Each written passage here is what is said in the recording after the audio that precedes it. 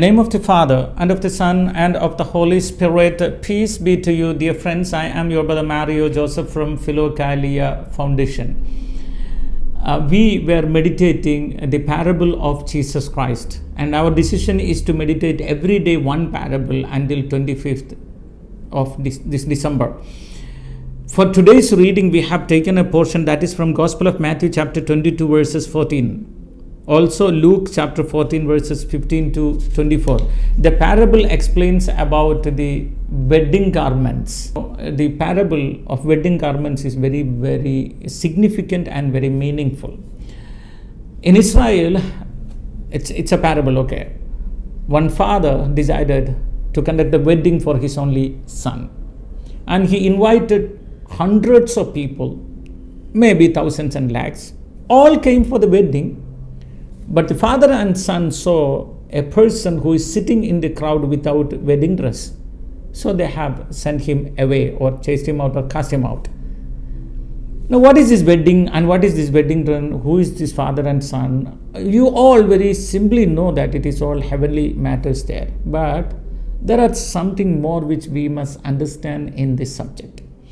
Usually in Israel, when someone conducts a party like this, he invites the people and people usually goes.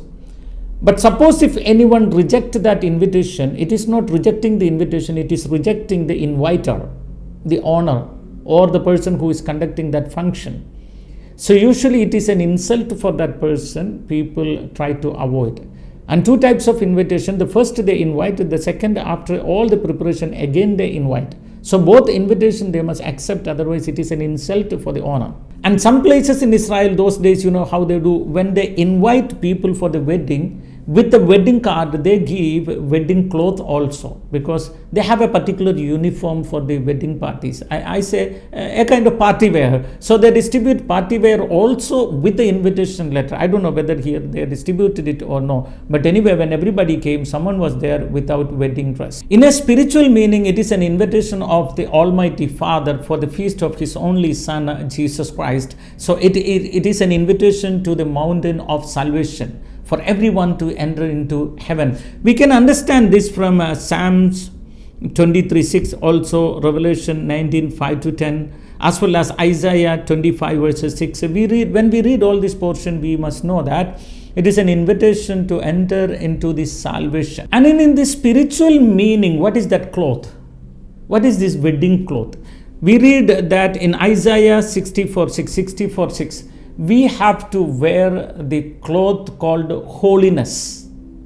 It's not completely holiness, I must say the charity, the good work what you have done. All the good works are the good cloth or the wedding cloth. So my brothers and sisters, today what is happening with us, we are all very religious. We do all our religious activities very well. We have been called by God and we received the call, that's how we received baptism. And we do all the activities for the wedding. I mean, we go to the party, we receive Holy Communion and we go for confession and we do all the religious activities.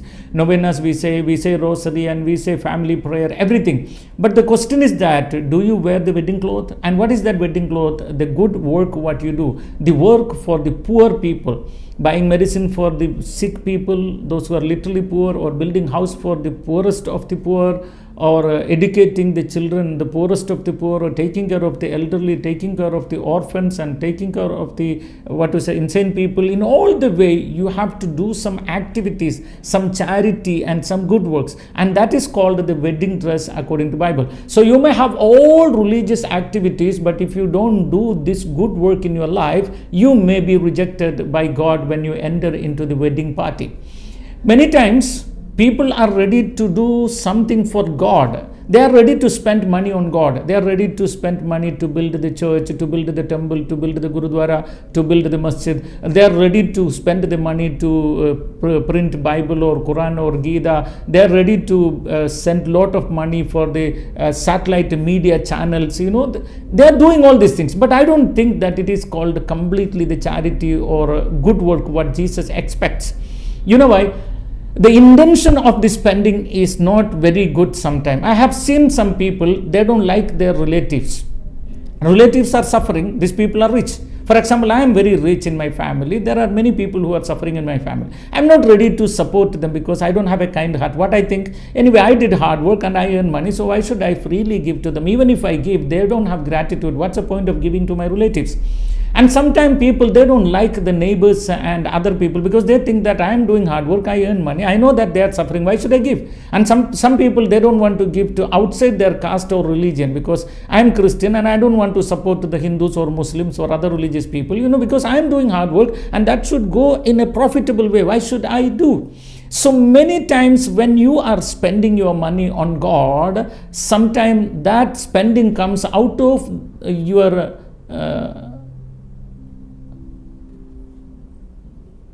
hatred towards a fellow being. I mean, you don't have a kind heart, you don't have a loving heart, you don't have a compassion to others, so you don't want to spend on others. It is the best ways to spend on God, whom you cannot see. So building statues or building buildings or everything, because you don't need to support any human beings. So if the intention is very bad, because you don't have the love towards the people, if you are spending on God, I don't think that God will accept that. And you have the one who wore the wedding garment. Wedding garment is the one who really spent on the people who are really suffering. And again, in my spiritual journey, I have seen the people like this. You know what happened? They have lot of desire in their childhood. They want to study well, but they could not. They want to work and earn, but they could not. They want to build a business, but they could not. So they have lot of desire which is unfulfilled. So they are frustrated. In this frustration, when they go for retreat or prayers or everything, they get converted. So all their frustrations are covered by their clapping hands, singing, joy and everything. But in reality, they don't have a perfect conversion. When they don't have that conversion, you know what they'll do? They will do all the religious activities perfectly, but never do any charity, never help others. Not only that, sometimes even they escape from their responsibility. There are many women, they morning they go for mass, after that they will go for novena, after that they will go to prayer group, after that they will go to study Bible. Meanwhile, they will that ladies will forget about the children and husband. They have lot of responsibility, being a mother, being a wife, lot of responsibility. They escape from the responsibility in the name of God. There are many men does the same thing. There are many children does the same thing. I know many children at the age of 20, 25, they entered into charismatic movement and then they became an intercessor, prayer warrior, and then slowly now they are 45, 50, they did not marry yet, they don't have a house to stay, they don't have a good job, they are suffering. Now they are like a beggars walking in front of others asking, can you help me, can you help me, I am an evangelist, I am suffering. These are the situations. So my brothers and sisters, I want to tell you something very important. When Jesus speaks about this wedding garment, he speaks about the people, those who have only religiosity but no charity. Jesus speaks about the people, those who escape from the responsibility. You must wear the cloth, the wedding cloth called the holiness and good activities and charity work. Before binding this session, I want to speak to every religious people, whether they are Christians or Hindus or Muslims or any other religious people. What happened? Most of the religious leaders, they may be traveling around the world and they are collecting money to build the masjid, the temple, Gurudwara, church, etc. And they are building everything or every nook and corner, and they are spending crores of rupees for those buildings. But at the same time, surrounding that buildings, there are many sick people. They don't have money to buy the medicine and they are dying. Many sick people, they don't have food to buy the food and they don't have house to stay. They are unable to educate their children. They are unable to give wedding for their children. In many ways, they are suffering. I think if you really love Jesus, and if you really want to do something for God, you have to find out some people surrounding your house who are suffering and support them. You may not be able to support them sometime because you feel jealous. I don't want them to enjoy without doing hard work. I did hard and smart work.